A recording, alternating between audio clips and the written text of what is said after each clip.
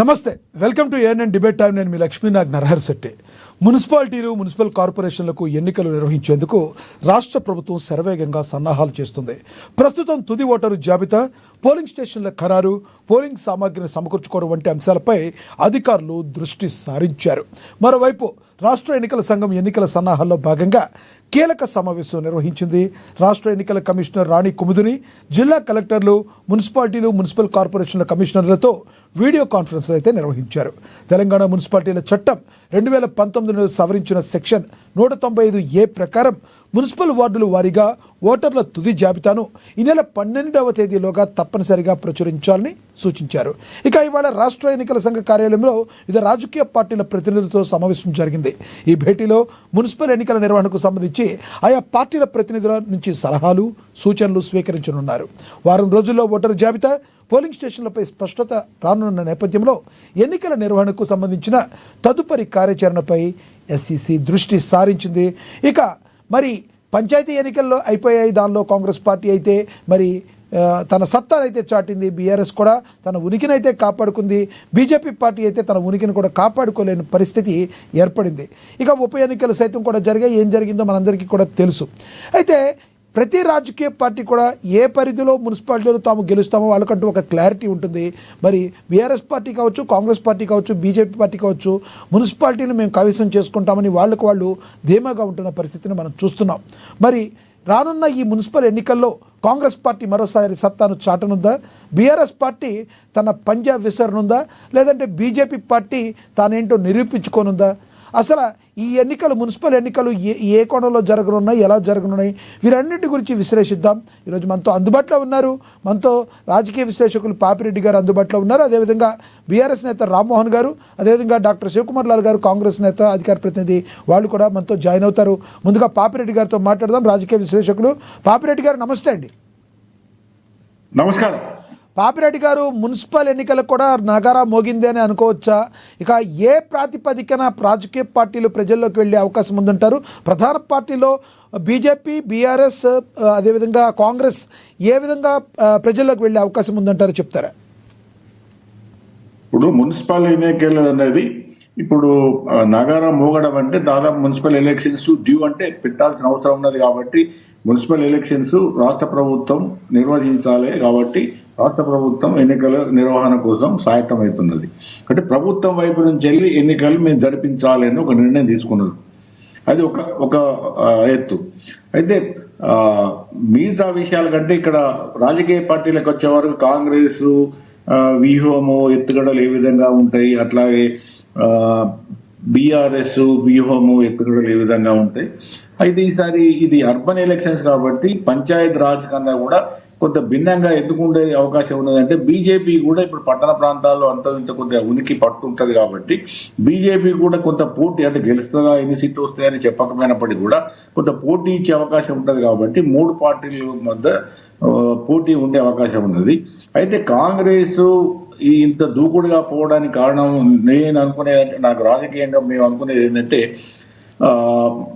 ఈ జూబ్లీహిల్స్ ఎలక్షన్స్ తర్వాత పంచాయత్ అంటే గ్రామ పంచాయత్ సర్పంచ్ ఎన్నికల తర్వాత కాంగ్రెస్ నాయకత్వానికి ముఖ్యంగా ముఖ్యమంత్రి గారికి ఒక విధమైన విశ్వాసం ఏమొచ్చిందంటే, మేము మున్సిపల్ ఎలక్షన్లలో కూడా ఒక గణనీయమైన లేకపోతే ఒక మేరకు మిగతా రెండు పార్టీల కన్నా కూడా ఎక్కువగా విజయం సాధించే అవకాశం ఉన్నది. మాకు కొంత అనుకూలమైన పరిస్థితులు ఉన్నాయి. మా ప్రభుత్వం మీద కొంత ప్రజల యొక్క వ్యతిరేకత లేదు, కొంత సానుకూలత ఉన్నది. మేము అటు టీఆర్ఎస్, అటు బీఆర్ఎస్ కానీ బీజేపీ కానీ వాళ్ళ పరిస్థితులు అంత అనుకూలంగా లేవు. కాబట్టి మేము ఇదే ఊపు మీద అంటే జూబ్లీహిల్స్ ఎలక్షన్స్, అది మన సర్పంచ్ ఎలక్షన్స్ తర్వాత ఈ ఎలక్షన్స్ కూడా పోవడం మాకు అవసరం. ఇంకా భవిష్యత్తులో అనుకుంటా ఈ జడ్పీటీసీ, ఎంపీటీసీ ఎలక్షన్స్ కూడా పోవచ్చు. కాబట్టి ఇవన్నీ చూసుకున్నప్పుడు ఏంటంటే, ఇప్పుడు మొన్న నేను ఎందుకు ఈ మాట అంటున్నానంటే, మొన్న అసెంబ్లీ సమావేశాలలో బీఆర్ఎస్ పేలవమైన ప్రవేశం చేసింది. ఎందుకంటే కేవలం ఒక స్పీకరు ముఖ్యమంత్రిని తిడితే నేను మైక్ ఇయ్యను అనుకుంటే ఏదో విధంగా దాన్ని ధర్నా చేసో గొడవ చేసో ఇష్యూ చేసో మైకు తీసుకోవచ్చు, లేకపోతే రకరకాలుగా దానిలో చేయొచ్చు. కానీ కేవలం స్పీకరు ముఖ్యమంత్రి గారిని తిడితే నేను మైక్ ఇయ్యనని ఒక చిన్న సాగు పెట్టి అది బైకాట్ చేసిందన్న ఒక బలమైన సంకేతం ప్రజలకు పోయింది. బీఆర్ఎస్ కాంగ్రెస్ను ఎదుర్కొనే అది సత్తా లేదా దాని శక్తి లేదు. ఎందుకంటే ఈ సమావేశంలో అసలు యాక్చువల్గా ఎప్పుడు కూడా ప్రతిపక్ష పార్టీ అదే అధికార పక్షాన్ని అటాక్ చేస్తుంది. అసెంబ్లీలో ఎప్పుడు కూడా విరుచుకపోవడం, వాళ్ళ వైఫల్యాలను ఎండగట్టడం. కానీ మొన్నటి దానిలో చూస్తే ఏంటంటే టీఆర్ఎస్ఏ మరి బీఆర్ఎస్ఏ కొంత వెనుకడు చేసినట్టుగా ఆత్మరక్షలు ఉన్నట్టుగా కనబడుతుంది. ఎందుకంటే అసెంబ్లీ జరిగే 3-4 రోజులలో కూడా ఎక్కువ బీఆర్ఎస్ తప్పిదాలే బయటికి వస్తాయి అనే ఒక చర్చ ఉండే. దాంతో వాళ్ళు తప్పుకున్నారని, అసలు విషయమైన కృష్ణా వాటర్ గురించి 2 పార్టీలు కూడా దోపించలాడి ప్రజలను అన్యాయం చేసినవని ఇవి రకరకాలుగా ఫీలింగ్స్ ఉన్నాయి. కాబట్టి కొంత మేరకు బీఆర్ఎస్ కొంత వెనుక అడుగు ఉన్నట్టు కనబడుతున్నది. కాబట్టి కాంగ్రెస్ కొద్దిగా అగ్రెసివ్గా ముందుకు వస్తున్నది. బీజేపీ కూడా వాళ్ళకు కాంగ్రెస్కి అర్థమవుతున్నది ఏంటంటే బీజేపీకి స్థానికంగా అంటే ఎమ్మెల్యే, పంచాయతీరాజ్ కానీ లేకపోతే మున్సిపాలిటీలో కానీ బీజేపీకి పట్టు లేదు. బీజేపీ కేవలం అది పోటీ ఇచ్చేది ఒక ఎంపీ ఎలక్షన్లో. కాబట్టి ఈ అనుకూలమైన పరిస్థితుల్లో ఎలక్షన్స్ పోవడం కొంత మెరుగ్గా ఉంటుందన్న ఆలోచన వచ్చింది. కాబట్టి వాళ్ళు మున్సిపల్ ఎలక్షన్స్ పోవడానికి సిద్ధపడుతున్నారు. అంటే ఇంకొకటి ప్రధానంగా చూసుకుంటే మీరు అన్నట్టు కాంగ్రెస్ పార్టీలోని మంత్రులందరూ కూడా ముప్పేట దాడి చేసిన పరిస్థితి. ఈ విషయంలో కృష్ణా గోదావరి నదీ జలాల విషయంలో బీఆర్ఎస్ పార్టీలోని కేసీఆర్ని, హరీష్ రావుని ఉరి తీయాలని పెద్ద మాటలు కూడా మాట్లాడిన పరిస్థితి. అసలు ఎందుకు ఇంత ఘాటు వ్యాఖ్యలు చేయాల్సి వచ్చింది ఆ రోజున? రానున్న మున్సిపాలిటీ ఎన్నికలకి ఇవన్నీ కూడా బీఆర్ఎస్కి ఏమన్నా అడ్డంకులుగా ఉండే అవకాశం ఉందంటారా పాపిరెడ్డి గారు?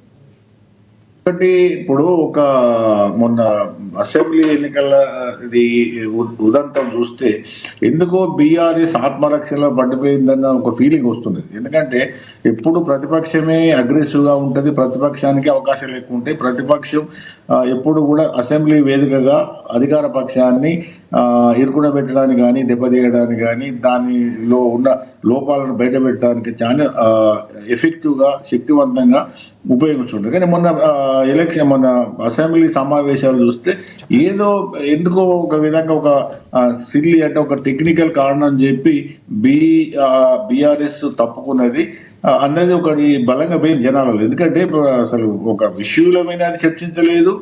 ఓకే, వాళ్ళు ఒక కాంగ్రెస్ తప్పులు చేసింది, కాంగ్రెస్ అనేక లోపాలు ఉన్నప్పుడు బయట పెట్టే అవకాశం ఉండే. సరే, ఒక ఏదో దాడి రకరకాల వ్యాఖ్యానాలు ఇవన్నప్పుడు కూడా కొన్ని విషయాలలో కూడా వాళ్ళు ప్రభుత్వాన్ని కారణం చేసే అవకాశం ఉంది. కానీ అది ఏం చేయకుండా కేవలం మాకు ముఖ్యమంత్రి గారుని మేము తిడితే స్పీకర్ గారు మైక్ ఇవ్వలేదు కాబట్టి మేము అసెంబ్లీ సమావేశాలను బైకాట్ చేస్తున్నాం అంటే అది ఇక్కడ కనీసం మాకు వాళ్ళ పోడియం దగ్గర పోయి గొడవ చేసి మాకు ఇట్లా ఇవ్వకపోవడం తప్పని స్పీకర్ నిలదీసి రకరకాలుగా అనేక పద్ధతులు ఉంటాయి. ఏది కూడా చేయకుండా కేవలం ఆ ప్రెస్ మీట్ దగ్గరకు వచ్చి అక్కడ మేము ఇది అసెంబ్లీ సమావేశాలు బైకాట్ చేస్తున్న పోయినంటే దాన్ని బట్టి ఏంటంటే వాళ్ళకు ఈ అసెంబ్లీ సమావేశాలు కావడమే ఇష్టం లేదు. అది ఎప్పుడు అధికార పక్షానికి ఉంటుంది. అధికార పక్షం ఏదో విధంగా అసెంబ్లీలో ప్రతిపక్షాన్ని లొల్లిపెట్టి వాళ్ళని ఎక్స్పెల్ చేసి అసెంబ్లీని లేకుండా చేయడానికి ప్రయత్నం చేస్తుంది. కానీ ఈసారి ఒక విధంగా బీఆర్ఎస్ఏ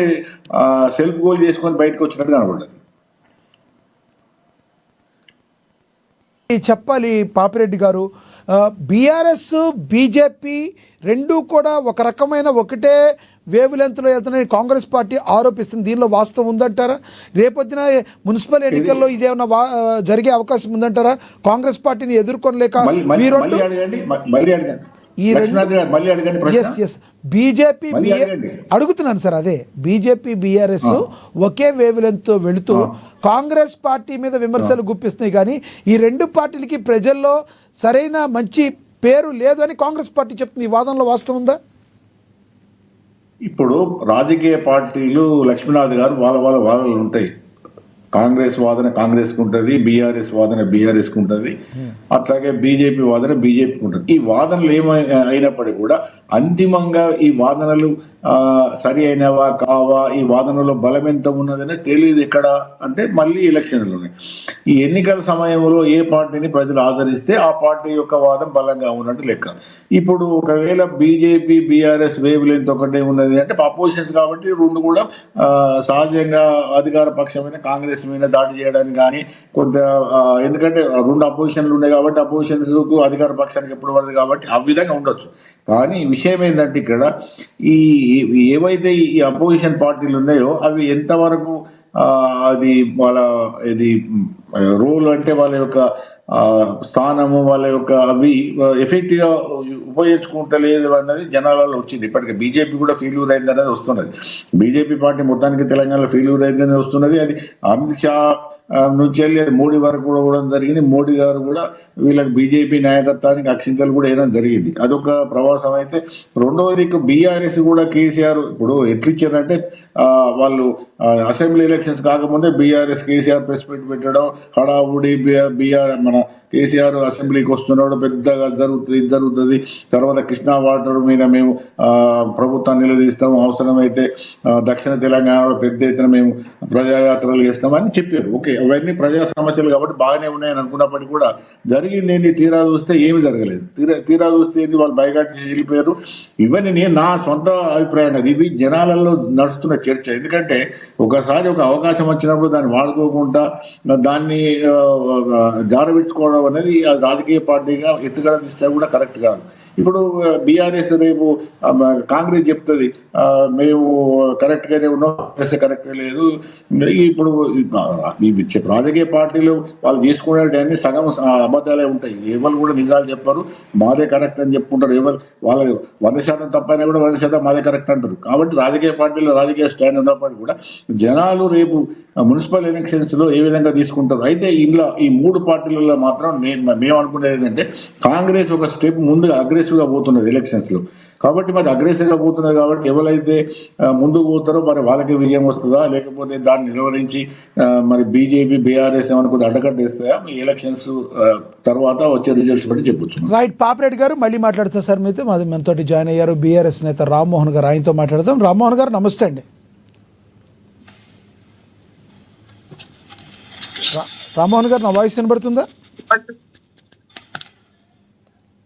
మ్యూట్లో ఉన్నట్టు చూడండి మీ వాయిస్. రామ్మోహన్ గారు, నా వాయిస్ వినబడుతుందా మీకు? వాయిస్ చాలా బాగుండే, మీ వాయిస్ లో ఉంది నా లక్ష్మణ గారు. ఎస్ మాకైతే స్పష్టంగా వినబడుతుంది. అయితే ఒకటి చెప్పండి, పంచాయతీ ఎన్నికలు అయిపోయాయి. పంచాయతీ ఎన్నికల్లో మరి మీరు వెనకబడిన మాట వాస్తవం. మరి మున్సిపల్ ఎన్నికల్లో అయినా కనీసం మీ పార్టీ పరిస్థితి ఏ విధంగా ఉండబోతుంది? మున్సిపల్ ఎన్నికలకు నగారా మోగిన వేళ ఏ ప్రాతిపదికన ఓటర్లు ఓట్లు వేసే అవకాశం ఉందంటే ఏం చెప్తారు? నెంబర్ 2, ఇంకొక క్వశ్చన్ కూడా, మరి ఇందాక పాపిరెడ్డి గారు లాంటి వాళ్ళు ఏంటంటే కృష్ణా జలాల విషయంలో అసెంబ్లీ సాక్షిగా మరి జరుగుతున్నప్పుడు మరి కేసీఆర్ గారు వెళ్ళకపోవడాన్ని ఎలా చూడాలంటారు అసెంబ్లీకి?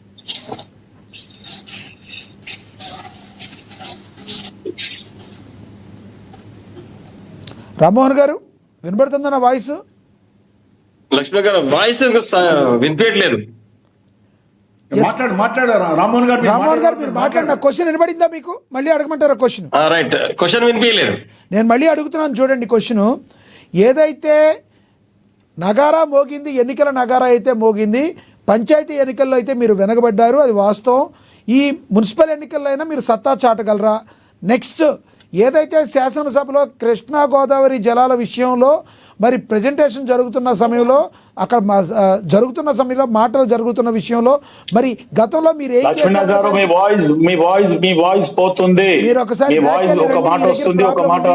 మీ దగ్గర సిగ్నల్ సరిగ్గా లేదనుకుంటే ఒకసారి బ్యాక్ వెళ్ళి జాయిన్ అవ్వండి. మీరు ఇక్కడ అంతా బాగానే వినబడుతుందా వాయిస్? ఇప్పుడు వినబడుతుందా? ఇప్పుడు ఓకేనా? మీ వాయిస్ ఒక మాట వస్తుంది, ఒక మాట. పాపిరెడ్డి గారు ఒక్క నిమిషం ఆగండి. నా వాయిస్ వినబడుతుందా రామ్మోహన్ గారు? ఇప్పుడు చెప్పండి. ఏదైతే మున్సిపల్ ఎన్నికలకు నగారా మోగింది, పంచాయతీ ఎన్నికలు అయిపోయాయి, దానిలో మీరు వెనకబడ్డారు. కనీసం ఈ మున్సిపల్ ఎన్నికలైనా మీ సత్తా చాటే అవకాశం ఉందా? ఏ ప్రాతిపదికన మున్సిపల్ ఎన్నికల్లో ప్రజలు ఓట్లు వేసే అవకాశం ఉంది? నెంబర్ 1. నెంబర్ 2, ఏదైతే కృష్ణా గోదావరి నది జలాల విషయంలో శాసనసభలో జరుగుతున్న సమయంలో దాని మీద చర్చ, మీరు కేసీఆర్ గారు వెళ్ళకపోవడాన్ని ఏ రకంగా చూస్తారంటే ఏం చెప్తారు మీరు? ముందుగా పెద్దలందరికి నమస్తే. నమస్తే. మున్సిపల్ ఎన్నికల్లో ఖచ్చితంగా బీఆర్ఎస్ పార్టీ అద్భుతంగా సత్తా చాటుతుంది. గ్రామ పంచాయతీ ఎన్నికల్లో వెనుకబడడం అనే మాట వాస్తవం కాదు. మేము కూడా మాక్సిమం సీట్లు గెయిన్ చేయడం జరిగింది. ఒకవేళ కాంగ్రెస్ పార్టీ యొక్క ప్రభావం ఎక్కువ ఉంటే మాకు ఆ పార్టీ సీట్లు కూడా వచ్చేది కాదు. మేము కూడా 60% సీట్లు సర్పంచ్ స్థానాలు గెలుచుకోవడం జరిగింది. కాంగ్రెస్ పార్టీ 2000 గెలిస్తే మేము 1100 చిల్లరకు మేము గెలవడం జరిగింది. దాంట్లో 60% మేము, మిగతా 40% వాళ్ళు ఎక్సెస్ వచ్చినట్టు మాత్రమే. ఒకవేళ కాంగ్రెస్ పార్టీ యొక్క రేవంత్ రెడ్డి గారి పరిపాలన అద్భుతంగా పనిచేస్తే, వాళ్ళ స్కీములు అద్భుతంగా పనిచేస్తే ఈ యొక్క మెజారిటీ మాకు వచ్చినటువంటి 1200 పైచీలకు స్థానాలు కూడా మాకు రావద్దు. కాబట్టి దీని ఈ కోణంలో చూస్తే ఖచ్చితంగా టీఆర్ఎస్ పార్టీ ఎక్కడ కూడా ఫెయిల్ కాలేదు. తప్పకుండా ప్రజలందరూ కూడా టీఆర్ఎస్ పార్టీ కోరుకుంటున్నారు. కాబట్టి గ్రామీణ స్థాయిలో సింబల్ లేని ఎలక్షన్లో కూడా గ్రామ పంచాయతీలో మా యొక్క పార్టీ నాయకులను జనం ఆదరించడం జరిగింది. కేసీఆర్ గారి ఒక అద్భుతమైన 10 సంవత్సరాల పరిపాలన చూసి కేవలం రేవంత్ రెడ్డి గారు డబ్బులు వెదజల్లి మంత్రులను, అదేవిధంగా శాసనసభ్యులు అందరూ కూడా బలంగా ఎంత బలవంతంగా ప్రయత్నం చేసినా చాలా మంది శాసనసభ్యులు తమ తమ గ్రామాల్లో, సొంత గ్రామాల్లో తమ పార్టీ అభ్యర్థులు డిపాజిట్లు కోల్పోయిన పరిస్థితి కాంగ్రెస్ పార్టీ నాయకులు ఉంది. కాబట్టి ఖచ్చితంగా దీనిపైన స్థానిక సంస్థల ఎన్నికలు, రేపు మున్సిపల్ ఎన్నికలు జరుగుతూ ఉన్నాయి. రేపు వచ్చే వారం నోటిఫికేషన్ రాబోతుంది. తప్పకుండా పట్టణ స్థాయిలో ఎన్నికల యొక్క ఆలోచన విధానం, గ్రామీణ స్థాయిలో ఓటర్ల ఆలోచన విధానం వేరేగా ఉంటుంది. కాబట్టి తప్పకుండా ఓటర్లు విజ్ఞానంతో ఆలోచన చేస్తారు, విజ్ఞతతో ఆలోచన చేస్తారు. తప్పకుండా 10 సంవత్సరాల పరిపాలన, కేసీఆర్ గారి పరిపాలన అందరూ చూడడం జరిగింది. ఈ యొక్క రాష్ట్రాన్ని ఎంత కష్టపడి రాష్ట్రాన్ని సాధించుకున్న రాష్ట్రాన్ని ఈ 10 సంవత్సరాల్లో బడుగు బలైన వర్గాలకు అద్భుతమైన పథకాలు అందించి, సంక్షేమ పథకాలు అందించి, 24 గంటల విద్యుత్తు, రైతులకు నాణ్యమైన విద్యుత్తు, పంటలు అద్భుతంగా పండడం, ప్రాజెక్టులు నిర్మాణం చేయడం, అదేవిధంగా విద్యార్థులకు స్కూళ్లు, బడుగు బల వర్గాలు, మైనార్టీ వర్గాలకు, ఎస్సీ వర్గాలకు, ఎస్టీ వర్గాలకు, బీసీ వర్గాలకు అందరికి పాఠశాలలు ఏర్పాటు చేయడం, మహిళలకు కుల వృత్తులు చేసుకోవడానికి అందరూ కూడా అద్భుతమైన పథకాలు అందించి ఈ యొక్క రాష్ట్రాన్ని సుభిక్షంగా చేసిన వ్యక్తి కేసీఆర్ గారు. ఒక్కసారి మీరు ఆలోచన చేయరు, వారి యొక్క ప్రభుత్వాన్ని శ్వేతపత్రం విడుదల చేయమని చెప్పాలి. ఎవరైతే కాంగ్రెస్ ప్రభుత్వం రాకముందుకు కిరణ్ కుమార్ రెడ్డి గారి యొక్క పరిపాలనలో రాష్ట్ర పరిస్థితి ఏంది, ఎన్నికల తర్వాత కేసీఆర్ గారు వచ్చిన తర్వాత రాష్ట్ర పరిస్థితి ఏంది, ఆదాయము, వ్యయము, అదేవిధంగా ఇక్కడ ఉన్నటువంటి ఇన్ఫ్రాస్ట్రక్చర్ అన్ని విషయాల్లో ఒక శ్వేతపత్రం కాంగ్రెస్ పార్టీ రేవంత్ రెడ్డి గారు విడుదల చేస్తే బేషరతుగా ఒక మొత్తం పట్టబయలు అయిపోతుంది తెలంగాణ పరిస్థితి ఏందనేది. ఈ రోజు కాంగ్రెస్ పార్టీ బీరాలు వలుపుతున్నారు, రేవంత్ రెడ్డి గారు గద్దె మీద కూర్చున్నారని చెప్పి బీరాలు వలుపుతున్నారు. నువ్వు చేసింది ఏంది? ఇండ్లు లేవు, పెన్షన్ లేవు, వితంతు పెన్షన్ లేదు, మహిళా పెన్షన్ లేదు, 2,500 ఇస్తున్నది లేదు, 500 సిలిండర్ లేదు, ఏది కూడా లేదు. కేవలం గ్రామ పంచాయతీ ఎన్నికల్లో కొంతమంది కార్యకర్తలను అధికారంతో డబ్బుతో గెలిపించుకొని అది నేనేదో ఊడబెరికిన మొత్తం అంతా నాదే గొప్పతనం కాంగ్రెస్ పార్టీ చెప్పుకుంటే ఇంతకంటే ఇంకో హాస్యాస్పదం ఇంకొకటి లేదు. తప్పకుండా ఎన్నికల యొక్క పార్టీ గుర్తుతో జరిగే ఎన్నికలు ఇవి. మరి టిఆర్ఎస్ పార్టీని గెలిపిస్తారా, కాంగ్రెస్ పార్టీకి గెలిపిస్తారని వేచి చూద్దాం. పట్టణ స్థాయి లోపల మున్సిపాలిటీలో జరిగిన అభివృద్ధి 10 సంవత్సరాల లోపల అద్భుతమైన అభివృద్ధి, రోడ్లు, అంతర్గత రోడ్లు కానీ, మెయిన్ రోడ్ నుంచి లింకప్ రోడ్లు కానీ, అదేవిధంగా మురుగునీటి వ్యవస్థ కానీ, చెత్త సేకరణ కానీ అన్ని కూడా అద్భుతమైన పథకాలు పెట్టి ఇంటింటికి తిరిగి ఆటో రిక్షాలు పొద్దున్నే చెత్త సేకరిస్తా ఉన్నాయి. ఊరుపేట డంపింగ్ యార్డ్లు ఏర్పాటు చేయడం, శ్మశాన వాటికలు ఏర్పాటు చేయడం, ఇవన్నీ కూడా టౌన్ లో జరిగినటువంటి అభివృద్ధులు ప్రతి మున్సిపాలిటీలో తప్పకుండా బీఆర్ఎస్ అద్భుతమైన సీట్లు సాధించే పక్క ఇది. రేవంత్ రెడ్డి ఏదో చెప్పుకుంటున్నాడు నేను గెలుస్తాను, మంత్రులను అదేవిధంగా శాసన మండలి సభ్యులను అందరూ కూడా దగ్గర తీసుకొచ్చి మీటింగులు పెట్టి ఎట్టి పరిస్థితుల్లో గెలవాలని వారికి సమావేశంలో చెప్పుకుంటున్నాడు. ఎట్టి పరిస్థితులు గెలవాడు, ఎట్లా గెలుస్తారు మేము కూడా చూస్తాం. అవినీతికి అక్రమాలకు తావు లేకుండా 24 గంటలు నిఘా పెడతాం. అక్రమాలకు పాల్పడతాం, పట్టుకొని ఎన్నికల కమిషన్కి అప్పచెప్తాం. దీంట్లో జాగ్రత్తగా ఉండాలి కాంగ్రెస్ పార్టీ. ఏదో అక్రమాలు అన్యాయాలకు పాల్పడి గెలిచాలని చూస్తే మాత్రం తప్పకుండా దెబ్బతినడం ఖాయం. పట్టణ ఓటర్లు విజ్ఞతతో ఉంటారు, అభివృద్ధికి పట్టం కడతారు. దీంట్లో ఎలాంటి డౌట్ లేదు. గడిచిన 10 సంవత్సరాలు జరిగిన అభివృద్ధి, ఈ 2 సంవత్సరాలు జరిగిన అభివృద్ధి బేరీ చేసుకుంటారు. తప్పకుండా కాంగ్రెస్ పార్టీ శాసనసభ్యులు ఏం వెలుగబెట్టి మున్సిపాలిటీలో చూస్తారు. కాబట్టి దాంట్లో మాకు ఎలాంటి డౌట్ లేదు. తప్పకుండా టీఆర్ఎస్ పార్టీ అఖండమైన మెజార్టీ సాధిస్తుంది. అద్భుతమైన మున్సిపాలిటీ స్థానాలు 80 పైగా మున్సిపల్ కార్పొరేషన్లు కానీ మున్సిపల్ కార్పొరేషన్లు మున్సిపాలిటీలు మేము కైవసం చేసుకోవడం మాత్రం పక్కాయి. దాంతో పాటు కృష్ణా జలాల విషయంలో కూడా సాగునీటి శాఖ మంత్రి హరీష్ రావు గారు పవర్ పాయింట్ ప్రజెంటేషన్ ఇస్తా ఉన్నారు. కేసీఆర్ గారు చేసింది అందరికి తెలిసిన విషయం. మళ్ళీ మళ్ళీ చెప్పుకోవడానికి అక్కడ రేవంత్ రెడ్డి గారి అవన్నీ అబద్ధాలు. కాంగ్రెస్ పార్టీ ఏం చేసింది మొత్తం తెలుసు. వ్యవస్థ దేశం అంతా సుదీర్ఘంగా 50 సంవత్సరాల పాటు దేశాన్ని పరిపాలించి ఆ కేంద్రంలో రాష్ట్రాలలో పార్టీ ఉన్నప్పుడు కూడా ఈ సాగునీరు పైన ప్రాజెక్టుల పైన సరైన విజన్ లేదు వాళ్ళకి. ఒక విధానం గానీ ఒక పద్ధతి గానీ లేదు కాబట్టి రాష్ట్రం ఈ విధంగా తగలబడ్డది. లేకపోతే ఈ 50 సంవత్సరాల్లో తెలంగాణ ప్రాంతం అద్భుతంగా ముంగర రాణించాల్సిన అవసరం ఉండేది. ఎందుకు రాణించలేదంటే వీళ్ళ నిర్వాహకం కదా. కాంగ్రెస్ పార్టీ చేసిన నిర్వాహకం వల్లే దేశం గానీ రాష్ట్రాలు గానీ ఈ రోజు నాశనం కావడానికి అభివృద్ధికి చెందకపోవడానికి కారణం ఏంటంటే కాంగ్రెస్ పార్టీ పరిపాలన. ఆ రోజు స్వతంత్రం వచ్చిన తర్వాత దేశాలు ఉద్ధరించింది వీళ్ళే. ఈ యొక్క ఉద్దారకం మీద కనిపిస్తుంది. ఈ రోజు అవాకులు చెవాకులు పేలి మంది మీద మాట్లాడు కాదు. 50 సంవత్సరాలు నీకు సమయం ఇస్తే నువ్వు చేసింది ఏంది, 10 సంవత్సరాల్లో కేసీఆర్ గారు చేసింది ఏంది బేరీ చేసుకుంటే అందరికి అర్థమైపోతుంది వ్యవస్థ. తర్వాత మళ్ళీ ఇప్పుడు వచ్చిన 2 ఏళ్ళు అయింది. మళ్ళీ ఏం చేసాడు? ఏం లేదు. కేవలం డబ్బులు ఎట్లా దండుకోవాలి, మూసి సుందరీకరణ పేరు మీద అవి డబ్బులు దండుకోవాలి, ప్రభుత్వ భూములు వేలేమేసి ప్రభుత్వ కార్పొరేట్ కంపెనీలకు బలవంతం పెట్టి 10 రూపాయలు 100 రూపాయలకు కొనిపించాలి, వాళ్ళతో డబ్బులు దండుకోవాలి, బ్లాక్ మెయిల్ ఏ ప్రాతిపదికన ఓట్లు వేస్తారు అనుకుంటున్నారు మీరు? ఇప్పుడు ఈ మున్సిపల్ 100% అభివృద్ధి ప్రాతిపదికనే మాది. మీరు నిజంగా అభివృద్ధి ప్రాతిపదికన ఓట్లు వేస్తుంటే గతంలో కూడా వేయాలి కదా, ఎందుకు మీరు మరి కాంగ్రెస్ కంటే తక్కువలో ఆగిపోయారంటే ఏం చెప్తారు మీరు? ఎక్కడ ఆగలేదు, అదే చెప్తున్నాను. గ్రామీణ స్థాయిలో తప్పకుండా మేము 60% పైగా సర్పంచ్ స్థానాలు కైవసం చేసుకోవడం జరిగింది. ఒకవేళ ప్రజలు మా పైన వ్యతిరేకత ఉంటే మాకు 10-20% రావాలి, కానీ 60% వచ్చేది. మీ వాదన అర్థమైంది రామ్మోహన్ గారు, మీ వాదన అర్థమైంది. మీతో మళ్ళీ మాట్లాడతాం. మనం కాంగ్రెస్ అధికార ప్రతినిధి నేత శివకుమార్ గారు ఉన్నారు, డాక్టర్ శివకుమార్ లాల్ గారు, ఆయనతో మాట్లాడదాం. శివకుమార్ గారు నమస్తే అండి. నమస్తే లక్ష్మీరావు గారు.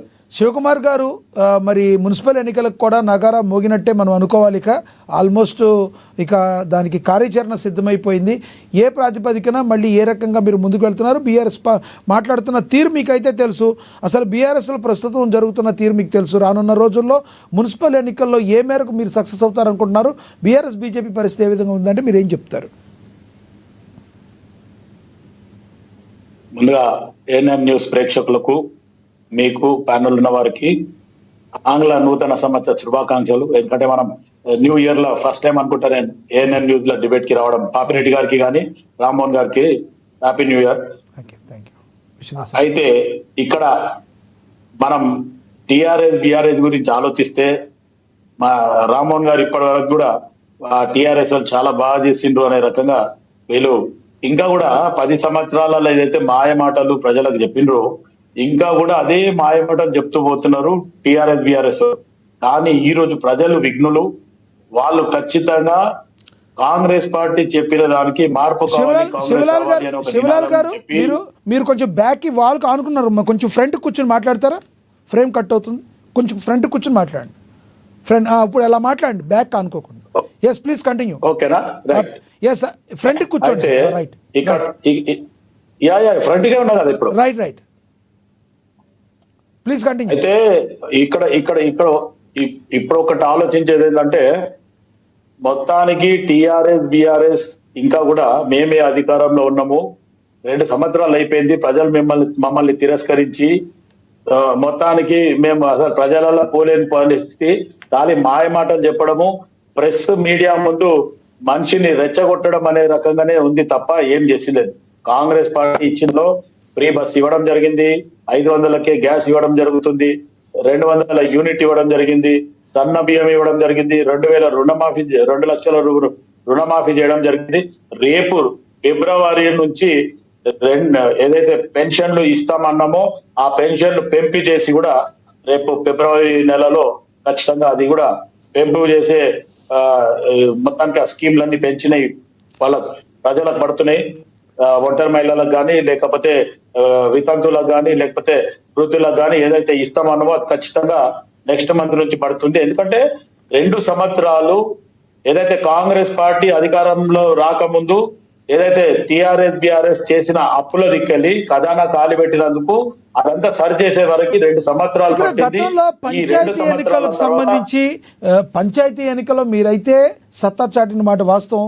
మున్సిపాలిటీలో అదే జిహెచ్ఎంసీ పరిధిలో కొంత మీరు బీఆర్ఎస్ కంటే వెనుకబడి ఉన్నారు. దానికి కారణాలు ఏంటంటారు? ఇప్పుడైతే మీరు ఏమైనా అధిగమించారని మీరు అనుకుంటున్నారు? దీనికి కారణం ఏం చెప్తారు? ఇప్పటికీ కూడా మీరు ఇంకొన్ని పథకాల్లో ఈ తులం బంగారం లాంటి ఇంకా చేయాల్సినవి ఉన్నాయి. ఆ ప్రభావం ఏమన్నా మీ మీద ఉంటుందంటారా ఈ మున్సిపల్ ఎన్నికల్లో? లక్ష్మీనాథ్ గారు, ప్రజలకి ముఖ్యమంత్రి రేవంత్ రెడ్డి గారు ఓపెన్ గా చెప్పడం జరిగింది. మేము హామీలు ఇవ్వడం మాట సహజం, కానీ అధికారంలోకి వచ్చిన తర్వాత చూస్తే ఖజానా ఖాళీ ఉంది. టీఆర్ఎస్ బీఆర్ఎస్ మొత్తానికి అప్పుల రాష్ట్రం చేసింది, మిగులు బడ్జెట్ రాష్ట్రాన్ని అప్పుల రాష్ట్రం చేసిందని ప్రజలకు ఓపెన్ గా నేరుగా ముఖ్యమంత్రి రేవంత్ రెడ్డి గారే చెప్పడం జరిగింది. మీడియా ముందు కానీ, నేషనల్ మీడియా ముందు కానీ, లేకపోతే ప్రెస్ మీట్ లో కానీ. ఈ రోజు ప్రజలకు అర్థమయ్యే ప్రజలు ఏం మాట్లాడడం లేదు. ప్రజలు మన జరిగిన బై ఎలక్షన్ లో గానీ, లేకపోతే స్థానిక సంస్థల ఎలక్షన్ లో గానీ మాకు పట్టం కట్టింది. మీరు అందరు కూడా చూడడం జరిగింది. రేపు అదే ఊపు రేపు జరగబోయే మున్సిపాలిటీలో గానీ, కార్పొరేషన్స్ లలో గానీ, లేకపోతే ఎంపీటీపీ జెడ్పీటీసీలో కూడా ఇదే ఊపు ఖచ్చితంగా కాంగ్రెస్ పార్టీ పోతుంది. ప్రజలు ఈ రోజు టీఆర్ఎస్ బీఆర్ఎస్ ని నమ్మడం లేదు. ఎందుకంటే మాజీ ముఖ్యమంత్రి ఎవరైతే కేసీఆర్ గారు గతంలో వచ్చి ఇక నేను మొత్తానికి 2 సంవత్సరాలు వండుకున్నా, ఇప్పుడు నేను నిద్రలకేం లేచినా, రేపు నేను అన్ని చేసేస్తా అని ఒక ప్రెస్ మీట్ పెట్టి ఇక రేపటి నుంచి తోలు తీస్తా అని చెప్పి మాట్లాడి ఒక్కరోజు వచ్చి అటెండెన్స్ చేసుకొని మళ్ళీ పోయి ఫామ్ హౌస్ లో వండుకుంటూ ఇక పనికి మళ్ళీ కేటీఆర్ గాని హరీష్ రావు గాని ఏదో మాట్లాడడానికి పోతాడు. అది చెల్లదు. ప్రజలు దాన్ని తిరస్కరిస్తారు. ఇంకా ప్రస్తుతం కేసీఆర్ ఇంకొకటి శివలాల్ గారు, కేటీఆర్ గారు మొన్న ఒక సభలో మాట్లాడుతూ ముఖ్యమంత్రిని దూషించడం జరిగింది. దీనికి సంబంధించి మీ మంత్రులు కూడా స్పందించారు. మరి మీరు కూడా అదే విధంగా ఘాటుగా స్పందిస్తున్నారు. కారణం ఏంటంటారు? ఒకవేళ మీరు సంయమనం పాటించవచ్చు కదా అని వాళ్ళు అంటున్నారు. అసలు కేటీఆర్ మాట్లాడిన వ్యాఖ్యలను ఏ రకంగా చూడాలంటారు మీరు? ఇప్పుడు ఒక పిచ్చి కుక్క కరిసింది కేటీఆర్ కి. ఎందుకంటే పిచ్చి కుక్క కరిసినోడు అంతా పిచ్చిగానే మాట్లాడతాడు. ఈ రోజు ముఖ్యమంత్రి 2 సంవత్సరాలు ఇది కాదు పద్ధతి కాదు మాట్లాడేది. ఉన్న విషయం చెప్తున్నారు కేటీఆర్ గారు. రామోహన్ భాయ్, కేటీఆర్ గారు కాంగ్రెస్ పార్టీ ఒకటే ఈ రోజు మీరు ఏం చెప్తారు? మేము హామీలు ఇస్తాం కానీ అమలు చేయమని మీరే చెప్తున్నారు. హామీలు ఇచ్చి అమలు చేయాలంటే ఎన్నికల్లో ప్రజలను మభ్యపెట్టి ఓటు ఎట్లా గెలవాలి అని ఓటు ఇచ్చుకొని దానిపైన మీరు పని చేయకుండా తులం బంగారు విషయం ఏమో ఇంతవరకు తీసుకొస్తారు మీరు. ఇవాళ 2 సంవత్సరాల్లో కొన్ని లక్షల పెళ్లిలు అయినాయి. మరి ఆ డబ్బులు ఇస్తారా? పెన్షన్ 2 ఏళ్ల తర్వాత ప్రారంభం చేస్తాం అంటున్నావు. మరి 2 ఏళ్ల పైసలు ఇస్తారా? దీనిపైన క్లారిటీ ఇవ్వండి. ఏది లేదు మేము ఇస్తాం, వచ్చినాడు వచ్చింది సచిరోడ్ పెళ్లికి వచ్చిందే కట్నం అన్న చందంగా ఉంది మీ యొక్క పార్టీ పరిస్థితి. ఇక్కడ ఇది కాదు, పద్ధతి కాదు. రేవంత్ రెడ్డి గారు ఏదైతే 6 గ్యారెంటీల పేరు మీద చెప్పిర్రో, గ్యారెంటీ కార్డు ఇల్లు ఇచ్చి రామ్మోహన్ గారు ఆయన మాట్లాడివ్వండి. రామ్మోహన్ గారు ఆయన మాట్లాడివ్వండి. రామ్మోహన్ గారు మీరు భలే అడుగుతున్నారు. రామ్మోహన్ గారు ఒక్క నిమిషం. శివలాల్ గారు, రామ్మోహన్ గారు మీరు భలే అడుగుతున్నారు. ఇచ్చిన హామీలన్నీ నెరవేర్చడం విషయంలో మీరు చెప్పాలా సార్? మీరు ఎంత బాగా నెరవేర్చారో ప్రజలకు కూడా తెలుసు సార్. ఆయన మాట్లాడిన మీరు ఎంతో మందికి డబుల్ బెడ్రూమ్ ఇల్లు అన్నారు. ఆ డబుల్ బెడ్రూమ్ ఇల్లుని మీ మొత్తం ఇవ్వలేకపోయారు. దళితుని సీఎం అన్నారు, అది చేయలేకపోయారు. ఒక్కొక్కసారి చెప్తారు. ఆయన మాట్లాడివ్వండి. ఎస్ శివలాల్ గారు మాట్లాడండి ప్లీజ్. అయితే ఇంకా నేను అదే చెప్పిన, బీఆర్ఎస్ నాయకులు మొత్తం కూడా ఇంకా మాదే అధికారంలో ఉందని భ్రమలో ఉన్నారు కాబట్టి వాళ్ళు అదే మాట్లాడతారు లక్ష్మీనాథ్ గారు. ఎందుకంటే వాళ్ళ ఇచ్చిన హామీలు మర్చిపోయారు. ఇప్పుడు వాళ్ళు ఏం చేస్తారంటే మొత్తాన్ని వాళ్ళు చేస్తేనే సంసారం, ఇంకొకరు చేస్తే వ్యభిచారం అనే రకంగా బీఆర్ఎస్ నాయకులు అందరూ కూడా అదే తొంతులో ఉన్నారు. ఈ రోజు కేసీఆర్ కి, అంటే నా ఉద్దేశంలో కేసీఆర్ ని నేను దగ్గరికేం చూసినా కాబట్టి కేసీఆర్ ఆలోచన ఏముందంటే, ఉద్యమ కాలంలో నేను చెప్పింది ఒకటి, అధికారంలోకి వచ్చినాక చేసింది ఒకటి. నేను తప్పు చేసినా నా పిల్లలను తీసుకొచ్చి నా కొంప నేనే కూల్చుకున్నా అనే రకంగా ఈ రోజు కేసీఆర్ ఆలోచించే కేసీఆర్ ఫామ్ హౌస్ లో నిశ్శబ్దంగా పడుకుంటూ ఖాళీ అసెంబ్లీకి ఒక్కరోజు వచ్చి అటెండెన్స్ చేసుకుంటూ, ఎందుకంటే ఆయన ప్రతిపక్ష హోదా పోవద్దని. ఇకపోతే మొత్తానికి బీఆర్ఎస్ వాళ్ళు ఇచ్చిన హామీలు ఏమేం పూర్తి చేసిండ్రో వాళ్ళు ఒక్కసారి శ్వేతపత్రం వదిలేమని. ఎందుకంటే పిచ్చి కుక్కల్లాగా మాట్లాడడం ఒక కేటీఆర్ ఒక్కడే మాట్లాడుతుండ్రు, మిగతా వాళ్ళంతా మళ్ళా కూడా ఓకే. ఈ రోజు సొంత చెల్లె ఏదైతే బీఆర్ఎస్ లో ఏం పీకిండ్రు 10 సంవత్సరాల తెలంగాణ తెచ్చుకొని ఏమి పీకి కట్టలు కట్టినమో అని చెప్పి కవిత మాట్లాడుతుంది. దానికి ఖచ్చితంగా ఈ రోజు బీఆర్ఎస్ నాయకులు కానీ సో కవిత గారు ఎవరైతే ఉన్నారో శివలాల్ గారు చెప్పాలా? శివలాల్ గారు కవిత గారు ఏదైతే ఉన్నారో ఆవిడ ఇచ్చే మాట్లాడే ప్రశ్నలకి సమాధానం చెప్పలేక ఏం మాట్లాడాలో తెలియక కేటీఆర్ గారు ఎలా పడితే అలా మాట్లాడుతున్నారు మీరు అంటారా? 101%. ఇప్పుడు చెల్లెని అనలేడు. చెల్లెని అంటే ఇంకా ఆమె ఫైర్ బ్రాండ్ లాగా ఇంకా కేటీఆర్ చేసిన తప్పులన్నీ చెప్తారు. ఎందుకంటే రబ్బర్ చెప్పులు వేసుకున్నాడు, ఇస్త్రీ బట్టలు వేసినోనికి ఈ రోజు చాపర్లు ఎక్కడికైనా వచ్చినాయి, ఫామ్ హౌస్ ఎక్కడికైనా వచ్చినాయి. ఇవన్నీ ఆమె ఓపెన్ గా చెప్తుంది. ఇప్పుడు మొత్తం బీఆర్ఎస్ నాయకుల బండారం అంతా ఈ రోజు కవిత మొత్తం బయట పెడుతుంది. వాళ్ళు దానికి చెప్పలేక కక్కలేక మింగలేక మొత్తానికి పిచ్చి కుక్కలు కలిసినలాగా అరవడం జరుగుతుంది. అది ఒక టార్గెట్ చేస్తుంది రేవంత్ రెడ్డి గారిని, మిగతా వాళ్ళని కాదు. ఆ శ్రీధర్ బాబు గారు కానీ, ఉత్తమ్ కుమార్ రెడ్డి కానీ, పొన్నం ప్రభాకర్ కానీ, ఇంకెవరు మాట్లాడుతుంది ఒక రేవంత్ రెడ్డి గారినే టార్గెట్ చేస్తుండ్రు. రేవంత్ రెడ్డి గారు 2 సంవత్సరాలు సమన్వయం పాటించిండు. ఇప్పుడు ఆయన కూడా ఏం చేస్తుండు? ఖచ్చితంగా రేవంత్ రెడ్డి గారిని అయితే తిడుతున్నారు కానీ బబులు బెలూన్ అని మాట్లాడిన హరీష్ రావు గారిని ఉద్దేశించి మాట్లాడిన కవిత గారి గురించి ఏమంటలేదు. మరి అదేవిధంగా హరీష్ రావు గారితో కూడా అంటి ముట్టినట్టుగా కేటీఆర్ ఉన్నారు. ఏంటి ఇంకా వాళ్ళ మధ్య ఇంకా సయోధ్యలు లేవని అనుకోవచ్చు అంటారా? ఇప్పుడు కేసీఆర్ మూలగొడ్డాడు, ఫామ్ హౌస్ లో ఉన్నాడు, ఆయన బయటకు వస్తలేడు, ఆత్మ విమర్శన చేసుకుంటుండు. వీళ్ళు ఆధిపత్య పోరు గురించే 3 ముక్కల ఆట ఆడుతుండ్రు హరీష్ రావు, కేటీఆర్. ఇది ఇప్పుడు ఇంకొక ప్రజలలో ఇంకొక అపోహ కొత్తగా వచ్చింది. కేటీఆర్ కవితని కలిసి హరీష్ రావుని బయట పంపించడానికే కేసీఆర్ బాగా కుట్ర చేస్తుండ్రు అనేది కూడా ఇంకొక కొత్త నినాదం మొదలుకొచ్చింది. ఇప్పుడు ఇవన్నీ ఆలోచిస్తే మన పరిస్థితి ప్రకారము ఇవన్నీ ఆలోచిస్తే మటుకు ఖచ్చితంగా రేపు ఏమన్నా జరగవచ్చు. ఇప్పుడు ఆధిపత్య పోరు కేసీఆర్ ఇప్పుడు రానున్న మున్సిపాలిటీ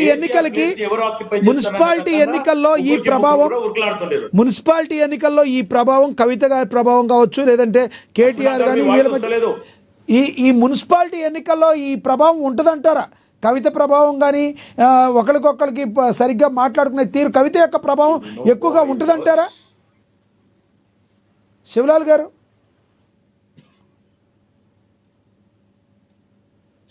నా వాయిస్ వినబడుతుందా? మీ వాయిస్ వస్తలేదు నాకు. ఇప్పుడు వినబడుతుందా? మీ దగ్గర సిగ్నల్ ఒకసారి సరి చూడండి.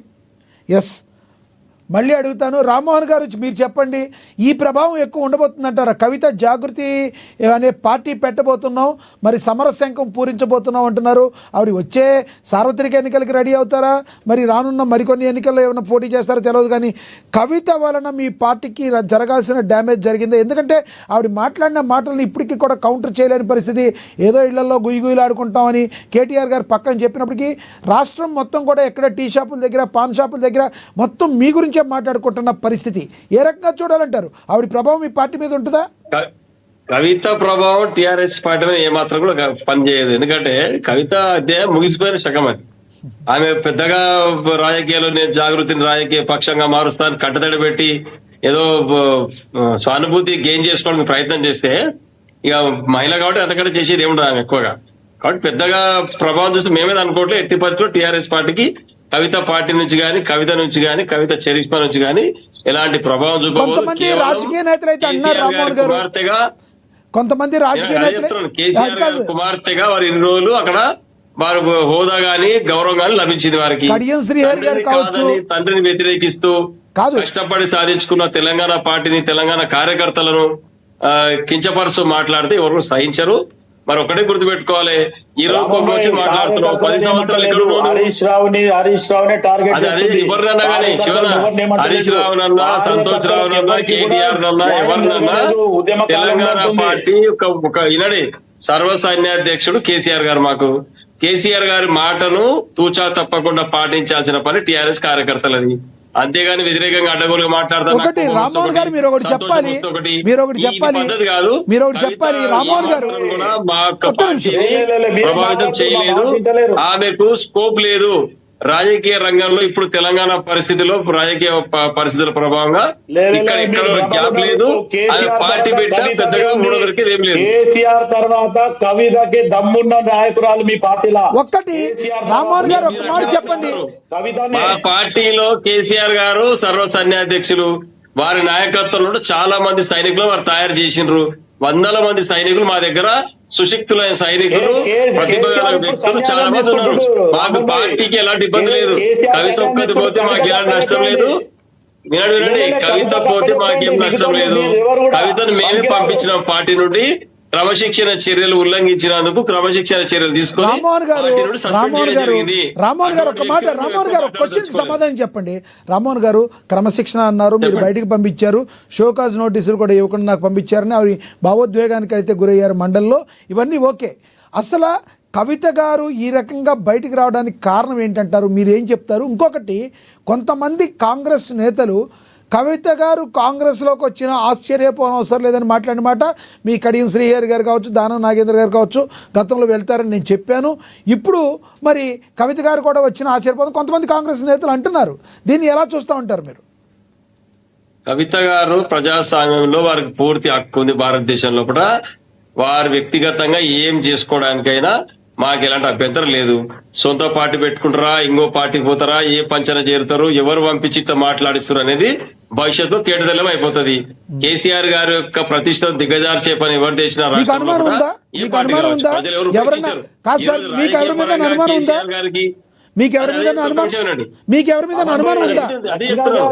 కేసీఆర్ గారి ప్రతిష్ట నిన్నడు లక్ష్మణ గారు ఏం చెప్తున్నాను, వ్యక్తిగతంగా కేసీఆర్ గారి ప్రతిష్ట దిగదార్చడానికి ఎవరు కూడా రాష్ట్రం ఇష్టం లేదు. ఏ పార్టీ అయినా కావచ్చు, కాంగ్రెస్ కావచ్చు, కమ్యూనిస్ట్ కావచ్చు, టీఆర్ఎస్ కావచ్చు, బీజేపీ కావచ్చు. కానీ రాజకీయ పరంగా టీఆర్ఎస్ పార్టీని ఓడగొట్టాలని ప్రయత్నం చేస్తున్నాము. కానీ కేసీఆర్ గారి యొక్క సాధించిన తెలంగాణ సాధించిన తీరును గాని, వారి యొక్క వ్యక్తిత్వం గాని, వారి యొక్క సంక్షేమ పథకాల అమల్లో గాని, ఆ రూపకల్పనలో గాని ఎవరు కూడా కేసీఆర్ గారిని కించపరిచి మాట్లాడరు. అటువంటిది సొంత కడుపులో పెట్టిన ఆడపిల్ల ఇట్లా మాట్లాడితే ఎవరు ఉపేక్షిస్తారని? తెలంగాణలో ఎవరు ఉపేక్షించారు కేసీఆర్ గారిని ఇట్లా కించపరిచి మాట్లాడితే? కేసీఆర్ గారి నాయకుడు అలాంటి నాయకుడు మనకు మళ్ళీ దొరకడు సార్. రాజకీయ పరంగా టీఆర్ఎస్ పార్టీ ఓడిపోవచ్చు ఈ రోజు, మళ్ళీ రేపు తప్పకుండా వారి నాయకత్వం ప్రజలు కోరుకుంటారు, మళ్ళీ అధికారంలోకి వస్తాం, దాంట్లో ఎలాంటి డౌట్ లేదు. కానీ కవిత మా పార్టీ పైన కేసీఆర్ గారు ఎలాంటి ప్రభావం చూపదు. అది కాంగ్రెస్ పార్టీ వాళ్ళు సంతోషపడుతున్నట్టున్నారు. ఏదో ఇంట్లో టీ కప్పులో తుఫాన్ మాదిరి వచ్చింది, దీని ఏదో మనం పెద్దగా చేసి దీని నుంచి లబ్ధి పొందుదామని మీరు కాంగ్రెస్ ప్రయత్నం చేస్తుంది. అది వాళ్ళకు ఆశించిన ఫలితం మాత్రం దక్కదు. కవితను కాంగ్రెస్ పార్టీలో జాయిన్ చేసుకున్నా, కాంగ్రెస్ వెనుక నుంచి మద్దతు ఇచ్చి పురిగొల్పినా సమాజంలో ప్రజలందరూ గమనిస్తున్నారు. ఒక ఆడబిడ్డగా ఆమెకు పొందిన గౌరవం, పొందిన పదవులు అన్ని కూడా ప్రజలందరికీ తెలుసు. ఈ రోజు వచ్చి హరీష్ రావుని మాట్లాడడం, సంతోష్ని మాట్లాడడం, కేటీఆర్ గారిని ఎవరిని మాట్లాడినా దాని నుంచి పెద్దగా మాకు నష్టం జరగదు. కేటీఆర్ గారి పనితీరు అందరు చూసారు, ఇంకొకటి జనాల్లో కాబట్టి దీనిపైన పెద్దగా ప్రభావం చూపించే ప్రసక్తి లేదు. మాకైతే ఎలాంటి ఇబ్బంది లేదు. కాంగ్రెస్ పార్టీ ఏదో వారిని వెనక్కి ప్రొడ్యూస్ చేసుకుంటూ స్పాన్సర్షిప్ చేస్తూ కవితను ముందుకు తీసుకుపోతున్నారు. మన పార్టీ పెడతా అన్ని డబ్బులు ఎడికి వచ్చిన కవితకు ఫస్ట్ ఒకటే చెప్తున్నా నేను క్వశ్చన్, సంతోష్ రావును గాని హరీష్ రావు గారిని లబ్బర్ చెప్పులు వేసుకున్నావు, కారు లేదన్న కవిత ఈ రోజు నేను పార్టీ పెడతాను విమానంలో మళ్ళా అమెరికాకి ఎట్లా పోయిస్తుంది, డబ్బులు ఎడికెళ్ళి వచ్చినాయి, మరి ఇవన్నీ చెప్పాలి కదా. కేవలం ఎదుటి వ్యక్తి బురద చల్లే ముందు నీ యొక్క బయోడేటా, నీ స్ట్రాటజీ, నీ ఇన్కమ్ అంతే బయటకు చెప్పండి. శ్వేతపత్రం విడుదల చేయమని చెప్తున్నావు కవితకి. ఇప్పుడు నీ యొక్క పనితీరు ఏంది, నీకు మీ నాయన నీకు పెళ్లి చేసిన రోజు నీ పరిస్థితి ఏంది, నీ భర్త పరిస్థితి ఏంది చెప్పు. మరి ఏం ఉద్యోగం వెలగబెట్టావు, ఏం వ్యాపారం వెలగబట్టి ఇవన్నీ డబ్బులు సంపాదించినావు చెప్పు. మరి చూద్దాం ఏం చేస్తామో. నేను పాటలకి వెళ్ళి ఎందుకు బయటకు తోపేసిరు, ఇవన్నీ ఉన్నాయి కాబట్టి పాటలకి వెళ్ళి బయటకు నువ్వు తప్పు చేసి నువ్వు. రామ్మోహన్ గారు ఇంకొకటి కూడా నానుడు ఉంది. ఎవరైతే బీఆర్ఎస్ పార్టీలో ఎవరెవరు ఏమేమి తప్పులు చేశారో అన్ని లిస్టు కూడా కవిత దగ్గర ఉంది. కాబట్టి కవిత ఏం మాట్లాడినా కూడా బీఆర్ఎస్ నేతలు కిమ్మనకుండా ఉన్న పరిస్థితి ఈ రోజున అధిష్టానం, కేసీఆర్ గారు కావచ్చు, కేటీఆర్ కావచ్చు, వీళ్ళు రేపొద్దున స్పీడ్ మార్చి ఏదన్నా ఒక మాట మాట్లాడితే బీఆర్ఎస్ కేల్కతం దుకాణం బంద్ అనేటట్టుగా ఆవిడ దగ్గర ఆధారాలు ఉన్నాయని కూడా మాట్లాడుకుంటున్న పరిస్థితి వాస్తవం ఉందంటారా? ఒకటే కేసీఆర్ గారి యొక్క ప్రభను, వారిని వారి యొక్క చేసిన పనులను ఎవరు కూడా బంద్ చేయించలేరు, ఎవరు కాదని చరిత్ర. కేసీఆర్ అంటే ఒక చరిత్ర. టీఆర్ఎస్ పార్టీలో ఇన్ని రోజులు కవిత పనిచేసి 10 సంవత్సరాలు 20 సంవత్సరాలు పనిచేసి పార్టీ పెట్టినప్పుడు జాగృతి పేరు మీద. మరి ఎందుకు ఆ రోజు నువ్వు మాట్లాడలేదు, నువ్వెందుకు తప్పు చేసినావు? మొట్టమొదటి తప్పు ఎప్పుడైనా తప్పు జరిగింటే ఆ మొట్టమొదటి తప్పు రోజు ఎందుకు చెప్పలేదు, బహిరంగంగా ఎందుకు రాలేదు అంటే ఈ రోజు నీకు నచ్చలే కాబట్టి మాట్లాడుతున్నావు. నచ్చిన రోజులు అంటగా తీసుకున్నావు. తండ్రి దగ్గర సానుభూతి పొంది ఒక కూతురుగా నువ్వు ఏమేమి దక్కించుకో అంతకన్నా ఎక్కువ 100% ఎక్కువ తీసుకొని గౌరవం పొందిన సమాజంలో గుర్తింపు వచ్చింది. లేదు నీ పరిస్థితి ఏంటి బట్ ఇవన్నీ మాటలు మాట్లాడేటప్పుడు ఆలోచన చేసి మాట్లాడాలి. Right. కాంగ్రెస్ పార్టీ స్పాన్సర్షిప్ చేస్తున్నది వాస్తవము. కాంగ్రెస్ పార్టీ స్పాన్సర్ చేసి బయటికి పంపిస్తుంది, ఊరు తిప్పి ఏదో చేయాలని చూసింది, ఎక్కడ కూడా అంటే సక్సెస్ కాలేదు. ఒక కాంగ్రెస్ కేవలం పార్టీ స్పాన్సర్షిప్ చేస్తే కుటుంబాల మధ్య చిచ్చులు వచ్చేటట్టు కవిత గారు ప్రవర్తించారని మీరు ఇప్పుడు నమ్ముతున్నారా? మీరు ఇందా అంటున్నారు డబ్బులు ఎక్కడి నుంచి వచ్చినాయి అంటున్నారు. అంటే కవితకు డబ్బులు ఎక్కడి నుంచి వచ్చినాయి మీకంటూ ఒక క్లారిటీ ఉందా? ఎక్కడి నుంచి వచ్చినాయి అంటే ఏం చెప్తారు మీరు మీ పార్టీ స్టాండ్? ఇప్పుడు కవితకు డబ్బులు లేదు, ఆమె చెప్పాలి, ఆమె శ్వేతపత్రం విడుదల చేయాలి. నేను పలానా వ్యాపారం చేసిన, పలానా ఉద్యోగం చేసిన, పలానా మా ఆయన ఇచ్చిన ఆస్తి అమ్ముకున్నా, ఇవి డబ్బులు వచ్చినాయి మాట్లాడాలి. అదొన్న నిలబెట్టి హరీష్ రావుకు చెప్పులు లేవు, కేటీఆర్ కు కారు లేదు, ఈయనకి ఇట్లా ఇది కాదు మాట్లాడాల్సింది. చెప్పండి. ఒక శివన్ ఒకటే చెప్తున్నాం. ఇప్పుడు రేవంత్ రెడ్డి ఏం చేసిన ఎక్కడికి, రేవంత్ రెడ్డి ఎక్కడికి ఏం చేసి ముఖ్యమంత్రి అంటే అందరు తెలుసు. కాబట్టి ఒకటే విషయం చెప్పుకోవాలి, రాజకీయాల్లో ఇవి పర్సనల్ విషయాలుగా తోగుకునేది ప్రభుత్వం ప్రజలకు ఏం చేస్తామని చెప్పినాం.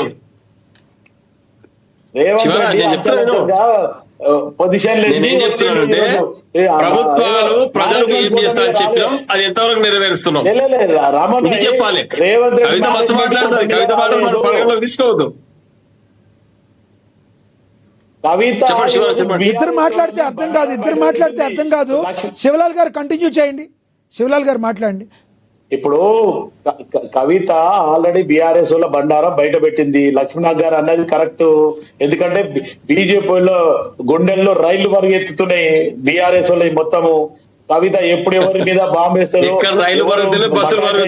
రకంగానే ఆలోచిస్తారు. ముగిసిన శకం కేసీఆర్ ది ముగిసిన శకం. శివలాల్ గారు ఒక్కటి చెప్పండి, టాపిక్ మీద కంక్లూడ్ చేయండి. శివలాల్ గారు ఒకటి, ఈ రానున్న మున్సిపల్ ఎన్నికల్లో ఏ రకంగా కాంగ్రెస్ పార్టీ సత్తా చాటబోతుంది, ఏ రకంగా క్యాల్కులేషన్ లో ప్రజలు ఓట్లేస్తారు అని మీరు అనుకుంటున్నారు, ఏం చెప్తారు? మున్సిపాలిటీ ఎన్నికల్లో మీ హవా మళ్ళీ కొనసాగనుందా? ఖచ్చితంగా ఆల్రెడీ కాంగ్రెస్ పార్టీ ఈ 2 సంవత్సరాలలో ఏదైతే బై ఎలక్షన్ లో చూడడం జరిగింది, అటు కంటోన్మెంట్ కానీ లేకపోతే జూబ్లీస్ కానీ, దాని తర్వాత మన స్థానిక సంస్థలో ఏదైతే హవా మాదుందో అదే రాబోయే ఎంపీటీసీ కానీ జెడ్పీటీసీ కానీ కార్పొరేషన్ కానీ మున్సిపాలిటీలో కూడా కాంగ్రెస్ పార్టీదే హవా ఉంటది. టీఆర్ఎస్ వాళ్ళు ఆలోచిస్తున్నారు ఏం చేయాలి, మా పరిస్థితి బాగలేదు, ఏం చేసేది. టీఆర్ఎస్ పార్టీ ఉద్యమం రెడీ అయినరు, ప్రజాక్షేత్రంలో పోతాం, గెలుస్తాం, నిలబడి దాని డౌట్ లేదు. జూబ్లీహిల్స్ కూటమి అభ్యర్థి, మీకు జూబ్లీహిల్స్ కూటమి అభ్యర్థి కాంగ్రెస్, బీజేపీ, టీడీపీ. రామ్మోహన్ గారు ప్రజలు మీకు ఇచ్చారు. రామ్మోహన్ గారు ఒక్క మాట వినాలి. రామ్మోహన్ గారు ప్రజలు మీకు ఇచ్చారు, శాసనసభకే సరిగ్గా వెళ్ళట్లేదు మీ అధినేత, ఏ ప్రజాక్షేత్రంలోకి ఏం వెళ్తారండి అని అడిగే వాళ్ళకి ఏం చెప్తారు మీరు? తప్పకుండా ప్రజాక్షేత్రంలోకి వెళ్తాం, వారి దిశానిర్దేశంతో పనిచేస్తాం, గెలిచిన తర్వాత మాట్లాడదాం. ఇప్పుడు మస్తు మాట్లాడుతారు కాంగ్రెస్ పార్టీ తప్పించుకోవడానికి అవాకులు చెవకులు పేరితే ఇక్కడ ఎవరు నమ్మే పరిస్థితి లేదు. మీ పార్టీ పరిపాలనలో పూర్తిగా విఫలమైపోయింది. రేవంత్ రెడ్డి గారి వీడియోలు ప్రజలకందరికి పంపిస్తాం. అప్పు పుడతలేదు, డబ్బులు లేవు, చూస్తున్నారు, చెప్పులు ఎత్తుకోపోనికి వచ్చినారు అనుకోని ముఖ్యమంత్రి స్థాయిని తక్కువ చేసి మాట్లాడిన వ్యక్తి రేవంత్ రెడ్డి గారు. అవన్నీ ఉన్నాయి వీడియోలు, స్వయాన వారు చెప్పినవే. అదే వీడియోలు పబ్లిక్ చూపిస్తాం. అయ్యా మరి రాష్ట్ర పరిస్థితి ఇది, ఈ యొక్క కొట్లాడి సాధించిన తెలంగాణ ముఖ్యమంత్రి యొక్క పీఠాన్ని అగౌరవపరిచిన వ్యక్తి రేవంత్ రెడ్డి గారు. ఇటువంటి వ్యక్తి మనకు అవసరమని అడుగుతాం ప్రజలకు. శివలాల్ గారు మీరు కూడా కంక్లూడ్ చేయండి, సమయం అయిపోయింది. శివలాల్ గారు మీరు కూడా కంక్లూడ్ చేయండి. ఇప్పుడు ప్రస్తుతానికి బీఆర్ఎస్ వాళ్ళు ఇంకా భ్రమల్నే ఉన్నారు. వాళ్ళు గతంలో వాళ్ళు ఇచ్చిన హామీలు 10 సంవత్సరాలు వాళ్ళు ఏం చేస్తున్నారో ఆలోచించాలి. వాళ్ళకంటే ఈ రోజు కాంగ్రెస్ పార్టీ 2 సంవత్సరాల అధికారంలో వాళ్ళ మీద కంపేర్ చేస్తే బేసిగా ఉందని ప్రజలే మాకు కితాబ్ ఇచ్చిండ్రు. రేపు రాబోయే ఎలక్షన్ లో గానీ కాంగ్రెస్ పార్టీదే హవా కొనసాగుతుంది. ముఖ్యమంత్రి రేవంత్ రెడ్డి గారు రేపు వచ్చే నెల నుంచి పథకాలన్నీ కూడా ఇవ్వడం పోతుంది. అందరు కూడా సుభిక్షంగా ఉంటారు, ప్రజలంతా కూడా మా పక్కనే ఉంటారు. రేపు రాబోయే ఎలక్షన్ లో కాంగ్రెస్ పార్టీదే జెండా. పాపిరెడ్డి గారు కంక్లూడ్ చేయండి. లక్ష్మీనాథ్ గారు, నేను ఒక విషయం, ఇది కవితనేమి చాలాసార్లు మీరు వీళ్ళిద్దరి మధ్య ఒక విధంగా వాగ్విధానానికి కొంత పురికూలిపోయారు. ఇద్దరు కూడా దాని మీద బాగానే ఇన్వాల్వ్ అయ్యారు, బాగానే మాట్లాడారు. కవిత విషయాన్ని మళ్ళీ ఒకసారి చెప్తారు లక్ష్మీనాథ్ గారు. ఇప్పుడు కవిత విషయము కేవలం దాన్ని మీరు ఏదో మామూలుగా టీఆర్ఎస్ విమర్శ అనుకుంటా. కవితకు 2014 ముందు కవిత చరిత్ర వేరు ఉన్నది, 2014 తర్వాత కవిత చరిత్ర వేరు, 2000 లిక్కర్ స్కామ్ లో కవిత చరిత్ర వేరు, తర్వాత 2023 తర్వాత కవిత చరిత్ర. చాలా భాగాలు ఉన్నాయి కవితకు, చాలా పెద్ద పురాణం ఉన్నది, మామూలుగా ఏం లేదు. అయితే ఒకటేంటంటే కవితను మనం అర్థం చేసుకోవాల్సింది రాజకీయ విశ్లేషణ, పార్టీ పరంగా చెప్తలేదు. ఇటువంటి వ్యక్తులు కొందరు ఉన్నారు రాజకీయాలు. ఆమె షర్మిల ఎక్కడ పోయిందో ఎవరికి తెలియదు. తర్వాత ఇప్పుడు కాంగ్రెస్ లో కూడా అదే కాంగ్రెస్ లో కూడా అదే పరిస్థితి ఉన్నది. ఇప్పుడు శశి థరూర్ మిమ్మల్ని రోజు నడిపిస్తున్నాడు కాంగ్రెస్ లో కూర్చుంటే అక్కడ. ఇప్పుడు ఆయన కూడా మన చిదంబరం కూడా అదే పనిచేస్తున్నాడు ఇప్పుడు కాంగ్రెస్ మీద. కాబట్టి కొందరు ఆయా పార్టీలలో పనిచేసి పేర్లు వచ్చిన వాళ్ళు ఆయా పరిస్థితులకు అనుకూలంగానా ఏదో వాళ్ళకి పడకనా అంతర్గతంగానా ఏం జరుగుతున్నది కానీ ప్రతి పార్టీలో కూడా ఇబ్బంది పెడుతున్నారు. ఇప్పుడు కవిత విషయమే తీసుకుందాం. కవిత ఇప్పుడు ఒకటే శివరాజు గారు మీకే చెప్తాను, ఎన్ని మాట్లాడేది కదా, నేనేదో టీఆర్ఎస్ తరఫున కాదు లేకపోతే ఇవ్వనున్నాను. కవిత వ్యక్తిత్వం గురించి కవిత మాట్లాడుతున్న తీరు, కవిత ఈ విన్యాసాలు ఇవన్నీ చూస్తే కవితకు నేను ఇంటర్నల్ గా నాకు తెలుసు, నేను కవిత వరకు కాదు, నేను కేసీఆర్ వరకు కూడా ఉన్నా, నేను 2021-22 వరకు కూడా. ఒకటేంటంటే కవితకు ఏం తెలియని విషయాలు టీఆర్ఎస్ లేవు. ఎందుకంటే ఆ ఉన్న కుటుంబంలో 3-4 ఆమె ఒకరు. తర్వాత రెండవది ఏంటంటే ఏవైతే ఇవన్నీ ఆరోపణలు చేసో అధికారం మంచిగా అనుభవించినాడు ఎన్నడూ కూడా ఈ మాటలు మాట్లాడలేదు. నిజంగా అప్పటి నుంచి ప్రజా క్షేత్రంలో ఉన్నా, నేను ప్రజల కోసం చేస్తున్నా అని చెప్తే కొంత అర్థం ఉండేది, కానీ ఎప్పుడు లేదు. మూడోది ఏంటి, ఈ అధికారం పోయిన తర్వాత ఇవన్నీ మొదలుపెట్టింది. ఇది అధికారంలో ఉన్నప్పుడే ఇవన్నీ చెప్పొచ్చు కదా. ఇప్పుడు 23 ముందే మీరు నాన్న నువ్వు తప్పు చేస్తున్నావు, అన్న నువ్వు తప్పు చేస్తున్నావు, బావ నువ్వు తప్పు చేస్తున్నావు, మీరందరూ డబ్బులు తిన్నారు, మీ పార్టీ వేస్ట్, మీ ఉనికి వేస్ట్ అంటే జనాలు కొంత అప్రిషియేట్ చేస్తారు. కానీ అధికారం పోయిన తర్వాత నువ్వు బయటకు వచ్చి అధికారం మొత్తం అనుభవించి ఇప్పుడు ఇవన్నీ ఇప్పుడు శివరాజు గారు ఎక్కువ చెప్తా. ఇప్పుడు కేటీఆర్ సంపాదించండు, హరీష్ రావు సంపాదించండు, సంతోష్ రావు సంపాదించు, అందరు సంపాదించారు, అందరి దగ్గర కూడా ఎవిడెన్స్ ఉన్నది. అది నా ఉద్దేశంలో ముఖ్యమంత్రి రేవంత్ రెడ్డి గారి దగ్గర ఇంకా ఎక్కువ సమాచారం ఉండదు, లేదని కాదు. దానిలో కవిత కూడా పెద్ద పాత్రే ఉన్నది, కవిత కూడా తక్కువ లేదు, కవిత కూడా బాగానే సంపాదించుకునేది. ఇప్పుడు అదే మాట్లాడదాం, హరీష్ రావు సంతోష్ రావు చెప్పులు లేకుంటున్నారు, వాస్తవం, అది వాస్తవమే. కానీ ఇదే కవితకు కూడా ఏమి లేదనేది కూడా వాస్తవమే. అంతకుముందు ఆమె 100 కోట్లు మామూలుగా మన పశుతారక హాస్పిటల్ కింద ఒక అపార్ట్మెంట్ లో మీరు చాలా సార్లు తెలంగాణ రాకముందు పోయినాం. కాబట్టి ఎవరికేం లేదు, అందరూ రాజకీయ అధికారం తర్వాత కూడా రాబడ్డు. కాబట్టి కవిత ఎపిసోడ్ను ఎందుకు కవిత ఎపిసోడ్ ఇంత ఇంపార్టెంట్ అవుతుందంటే కుటుంబంలో ఒక ముఖ్య మెంబర్ వచ్చి వాళ్ళ మీదనే ఆరోపణలు చేయడం అనేది దానికి విలువ వచ్చింది ఒకటి. రెండోది ఏంటంటే ఇప్పుడు రాజకీయ పార్టీలకు అది ఒక ముఖ్యంగా కాంగ్రెస్ పార్టీకి ఒక విధంగా అనుకోని వరం అది. ఎందుకంటే బీఆర్ఎస్ పార్టీని కానీ టీఆర్ఎస్ కేసీఆర్ కుటుంబాన్ని కానీ ఒక విధంగా ఇబ్బందులు పాలు చేయడానికి, కొంత ఇబ్బంది పెట్టడానికి, లేక బదనాలు చేయడానికి, అనేక విధాలుగా వాళ్ళని అబాస్ పాలు చేయడానికి కవిత ఎపిసోడ్ అనేది వాళ్ళకి బొమ్మ పనికి వస్తుంది. కానీ అది కూడా మెల్లగా పోతున్నది దాని ఎఫెక్ట్ కూడా. ఎందుకంటే ఈయన కాడికి చెప్పితే చెప్తున్నది అంతే. ఇప్పుడు ఆమె దగ్గర కూడా రేపు ఇప్పుడు ఆ లిక్కర్ స్కామ్ లో అడిగింది కదా, ఈడీ అడిగింది కదా, అమ్మానికి ఇన్ని పైసలు ఎక్కడి నుంచి వచ్చినా ఏం చెప్పింది రేట్స్ కూడా వేసుకుంటూ కూర్చున్నారు. ఇవన్నీ అందుకోసం లక్ష్మణ్ మీరు కవితను బాగా ఎంకరేజ్ చేసి అనవసరం టీవీలో టైం వేస్ట్ చేయకూడదు. ఇంకొకటి ఏంటంటే మున్సిపల్ ఎలక్షన్స్ లో నా ఉద్దేశంలో కాంగ్రెస్ చాలా కాన్ఫిడెంట్ గా అడ్వాన్స్ గా ముందు పోతున్నది. మొన్నటి అసెంబ్లీ ఎలక్షన్ సమావేశాల తర్వాత ఎందుకో టీఆర్ఎస్ అది ముందుకు పోతే బాగానే ఉంటుంది. కాకపోతే ఎలక్షన్స్ లో రిజల్ట్స్ అన్నవి గ్రామీణ ప్రాంతాల కన్నా భిన్నంగా ఉండొచ్చు. ఒకటి ఈసారి బీజేపీ రోల్ కూడా కొంత ఉంటుంది. కాబట్టి మరి బీజేపీ ఒకవేళ ఎక్కువ ఓట్లు వస్తే అది ఏ పార్టీని ఎక్కువ దెబ్బతీస్తుంది, కాంగ్రెస్ దెబ్బతీస్తుందా లేదా బీఆర్ఎస్ దెబ్బతీ? ఎందుకంటే ఇప్పుడు గ్రామీణ ప్రాంతాల కన్నా కూడా పట్టణ ప్రాంతాల్లో కొంత బీజేపీ ముందు ఎక్కువగా ఉంటుంది. కాబట్టి ఎడ్యుకేటెడ్ లెవెల్లో బీజేపీ కొంత అది ఉన్నది కాబట్టి ఇది ఈ యాంగిల్ కూడా ముఖ్యమే. ఒకవేళ బీజేపీ రేపు తనకు వచ్చిన ఓట్ల పర్సెంటేజ్ ఎక్కువగా బీఆర్ఎస్ బేస్ నుంచి వెళ్ళి అది తీసుకుంటే బీఆర్ఎస్ నష్టం అవుతుంది. అట్లా కాకుండా కాంగ్రెస్ నుంచి తీసుకుంటే కాంగ్రెస్ నష్టం అవుతుంది. లేదా రెండింటి నుంచి తీసుకుంటే మరి ఏ పార్టీకి నష్టం. ట్రయాంగులర్ ఉండే అవకాశం ఉంటుంది. పంచాయతీ రాజ్ లెక్క డైరెక్ట్ గా కాంగ్రెస్ వర్సెస్ బీఆర్ఎస్ లెక్క ఉండకుండా ఇది మూడో వైపు ఉంటుంది. కాబట్టి ఇది ఈసారి ఎట్లుంటది అన్నది మనం ఈసారి కొంచెం ఇంట్రెస్టింగ్ గానే ఉంటుంది, చూడాలి. రైట్, ధన్యవాదాలండి పాపిరెడ్డి గారు చర్చలో పాల్గొన్నందుకు, ధన్యవాదాలండి రామ్మోహన్ గారు, ధన్యవాదాలండి శివలాల్ గారు చర్చలో పాల్గొన్నందుకు. ఏమైనప్పటికీ మున్సిపాలిటీలు, మున్సిపల్ కార్పొరేషన్లకు ఎన్నికలు నిర్వహించేందుకు రాష్ట్ర ప్రభుత్వం శరవేగంగా అయితే సన్నాహాలు అయితే చేస్తుంది. ప్రస్తుతం తుది ఓటరు జాబితా, పోలింగ్ స్టేషన్ల ఖరారు, పోలింగ్ సామాగ్రిని సమకూర్చుకోవడం వంటి అంశాలపై అధికారులు అయితే దృష్టి సారించారు. మరోవైపు రాష్ట్ర ఎన్నికల సంఘం ఎన్నికల సన్నాహాల్లో భాగంగా కీలక సమావేశం అయితే నిర్ణయించింది. రాష్ట్ర ఎన్నికల కమిషనర్ రాణి కుముదిని కావచ్చు, జిల్లా కలెక్టర్లు, మున్సిపాలిటీలు, మున్సిపల్ కార్పొరేషన్ల కమిషనర్లతో వీడియో కాన్ఫరెన్స్ అయితే ఆమె నిర్వహించారు.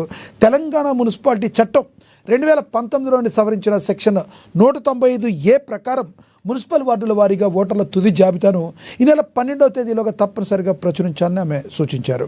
ఇక ఈరోజు రాష్ట్ర ఎన్నికల సంఘ కార్యాలయంలో ఇది రాజకీయ పార్టీల ప్రతినిధులతో సమావేశం కూడా జరిగింది.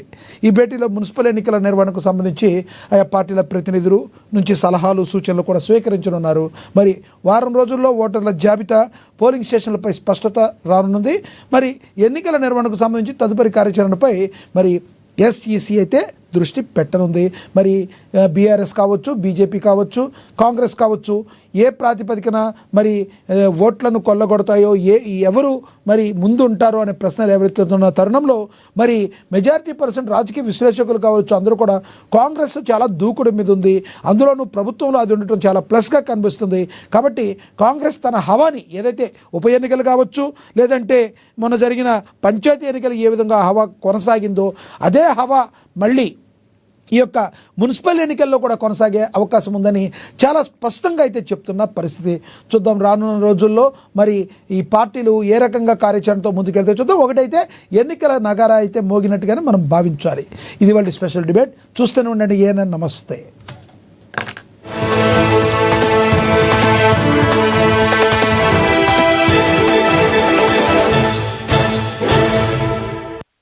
తెలుగు